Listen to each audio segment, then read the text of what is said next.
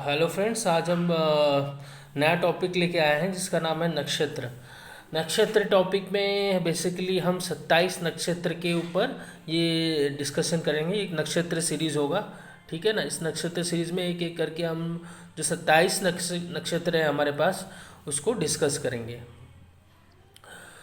तो हम जानते हैं कि हमारे पास टोटल एस्ट्रोलॉजी में 27 नक्षत्र होते हैं, ठीक है ना। और एक नक्षत्र जो होता है उसके अंदर 4 पदज होते हैं। जो 4 पद होते हैं वो हर एक नक्षत्र में 4 पद होते हैं, ठीक है। और टोटल पदस जो होते हैं तो 27 इंटू 4 108 पदस होते हैं। सिंपल मैथमेटिक्स है। हमारे पास 27 नक्षत्र और एक नक्षत्र में 4 पदस होते हैं, तो 27 इंटू 4 यानी 108 पद हो गए, ठीक है ना। अब आप जानते हो कि हमारे पास कितने राशि होते हैं, वो 12 राशि होते हैं, ठीक है। 12 राशि है, इसका मतलब आप अगर 108 जो हमारे पास पदस हैं उनको 12 से डिवाइड करोगे तो 9 पद पर राशि हो रहा है, ठीक है ना। आपके पास पर राशि 9 पद हो रहा है। सपोज फॉर एग्जांपल आपके पास ये पहला एरीज राशि है, सेकंड टॉरस, जेमिनी, उसके बाद कैंसर, लियो, फिर इस तरह से वर्गो, ऐसे करके हम पूरे 12 पाइसेस तक जाएंगे, ठीक है ना। अब क्या होगा, कैसे डिवाइड करेंगे, हमें ये एरीज को लेते हैं, ठीक है ना। एरीज में हमें 9 पद को लेना है, ठीक है। और एक नक्षत्र जो होगा वो होगा 4 पद का, ठीक है ना।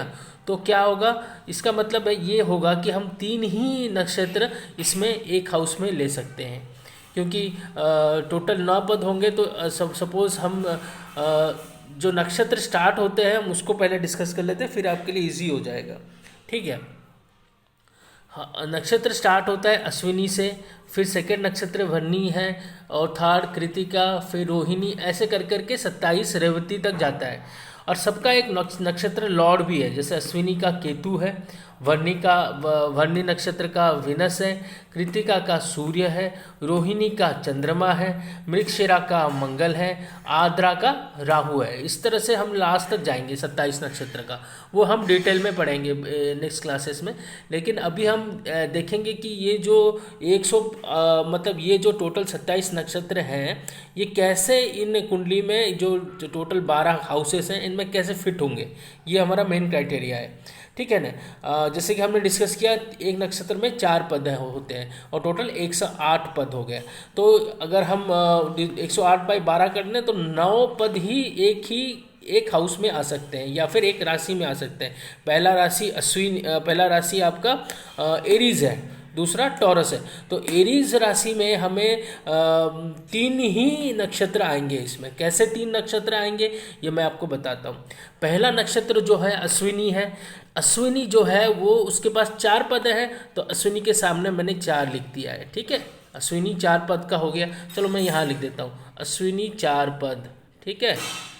फिर नेक्स्ट नक्षत्र कौन सा आएगा, भरनी आएगा। तो भरनी में भी 4 पद होंगे, तो टोटल हो गया 4 4 8, ठीक है। अब कृतिका थर्ड नक्षत्र है जो कि इसी हाउस में होना चाहिए, एरीज वाली राशि में। अब कृतिका के पास तो 4 नहीं कर सकते क्योंकि 4 4 8 4 12 हो जाएगा। 9 पद ही हो सकते हैं एक राशि में, पर राशि यहाँ पर देख सकते हो 9 पद हैं। तो कृतिका के पास बचा कितना, 4 4 8, कृतिका के पास बचा एक ही पद, तो कृतिका का मैंने एक ही लिखा हुआ है। तो 4 पद अश्विनी, 4 पद भरनी, 4 पद कृतिका, यानी कृतिका के बच्चे कितने बैलेंस, कृतिका के बच्चे बैलेंस 3। ये 3 जो होगा कृतिका, ये नेक्स्ट राशि यानी टॉरस राशि में लेके जाएगा ये नक्षत्र। तो कृतिका के इस नक्षत्र में, इस हाउस में जाएंगे तो कृतिका के पास कितने बचे हैं, 3। तो कृतिका के सामने मैंने 3 लिख दिया, ठीक है। अब कृतिका खत्म हो गया, अब आएंगे रोहिणी। रोहिणी के पास 4 होंगे तो 4 लिख दिया हमने, ठीक है ना। अब रोहिणी के बाद कौन सा आता है, या मैं रोहिणी के आगे 4 लिख देता हूँ। और रोहिणी के बाद क्या आएगा, मृगशिरा। मृगशिरा के पास कितने बचेंगे, हमारे पास 3 4 7 हो चुके हैं, तो मृगशिरा के पास कितना बचेगा, सॉरी हमारे पास 3 4 7, तो मृगशिरा के पास कितना बचेगा, 1 पद। तो इसको 1 पद कर दो, ठीक है। सॉरी 3 4 7 और ये 2 होगा क्योंकि हमारे पास 9 पद हैं, ठीक है ना। फिर से डाउट मैं होता है तो मैं दोबारा कर देता हूँ। कृतिका के पास 3 बचे थे, यहाँ से 3 कैरी ओवर किया, ठीक है। रोहिणी 4 हो गया, 3 4 7। तो मृगशिरा के पास कितना बचा? 2। तो मृगशिरा हो गया 2, यानी 3 4 7 2 9, मतलब ये भी फिलअप हो गया। अब मृगशिरा के पास कितने बचेंगे? 2। तो ये मृगशिरा यहाँ पर अपने साथ 2 लेके जाएगा। अब उसके आगे आद्रा फिर 4 होगा। इस तरह से ये 27 नक्षत्र ऐसे पूरे 12 राशि में फिट इन हो जाएंगे।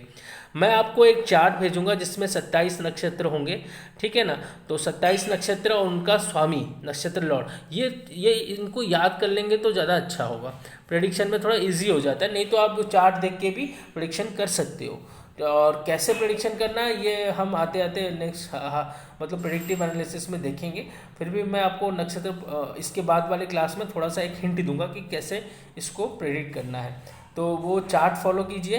बेसिकली इस तरह से फिट इन होता है ये 27 नक्षत्र। कोई डाउट होता है तो आप मुझे पूछ सकते हैं। Thank you so much.